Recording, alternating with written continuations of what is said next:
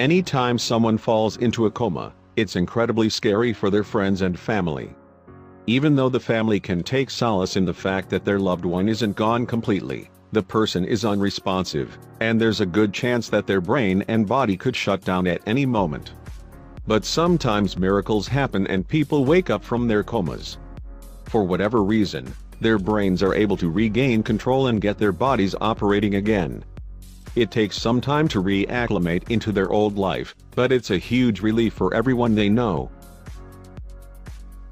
A 2007 news article published in the Polish paper Gazeta Dziennikarska told the story of Jan Grzybski, a railway worker who fell into a coma in 1988 after a severe injury to his head.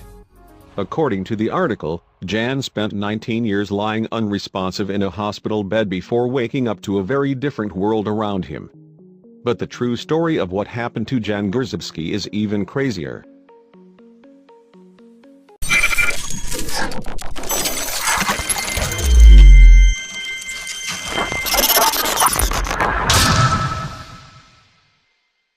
One of the scariest results of a head injury is a coma. The brain isn't dead, but it's unresponsive to any external stimuli, and the chances of it shutting down at any moment are high. Nevertheless, people do emerge from these conditions. A story about this exact thing rocked an entire family in Poland only a few years ago. According to a 2007 article published in the Polish newspaper Gazeta Dziennikarska, a railway worker named Jan Grzybski suffered an injury to his head and fell deep into a coma back in 1988. At the time, the paper said, doctors doubted that he'd ever make a full recovery. However, in that same 2007 article, the paper reported that Jan had finally woken up from what turned out to be a 19-year coma, and the world was a very different place than when he had left it. The story spread like wildfire. It was picked up by news outlets and perpetuated by television reports. The concept of a man waking up from a nearly 2-decade-long coma to find a much different world shocked the public. Newspapers and TV reports pointed out similarities between this supposed real-life story and the plot of a 2003 movie called Goodbye, Lenin.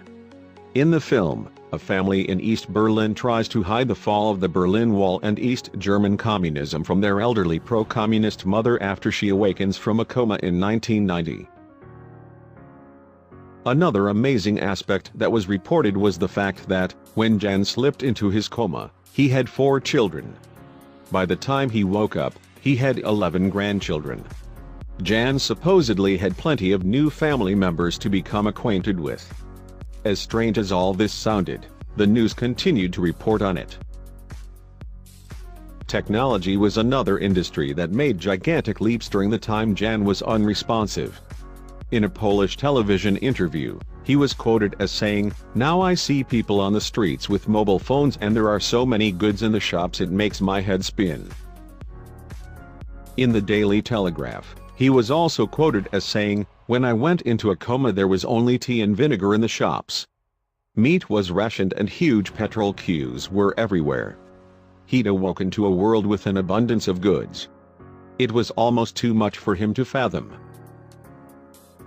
During Jan's reported 19-year coma, he relied on his faithful wife, Gertruda, to take care of him. She remained by his side the entire time, even though doctors told her that Jan probably wouldn't live more than a few years on life support. In an interview with a Polish television station, Gertruda talked about the agony Jan's coma caused her. She said, "I cried a lot, and I prayed a lot. Those who came to see us kept asking, when is he going to die? But he's not dead." Gertrude had no idea if her beloved husband would ever regain consciousness again. People all over the world loved the heartwarming story they are being told about Jan and his dramatic journey. However, the Guardian newspaper decided to dig a little deeper for more details, and suddenly there were certain facts that weren't adding up. That was when the biggest bombshell of all was dropped on fascinated readers. As it turned out, even though Jan's story wasn't entirely made up, there were many details that were inaccurate. But who was the person that the Guardian's reporter spoke to that admitted to all these fabrications? It was none other than Jan himself. While speaking to the reporter, Jan said, "I never said any of those things. I was not in a coma for 19 years, I only spoke to one journalist and what they wrote was not true, and every time the story was printed new things emerged." The reporter was shocked by Jan's admittance. This changed everything. Jan told the reporter that he had, in fact, suffered a head injury in 1988 that put him into a coma, but it had only lasted 4 years, not 19 like news outlets had confirmed.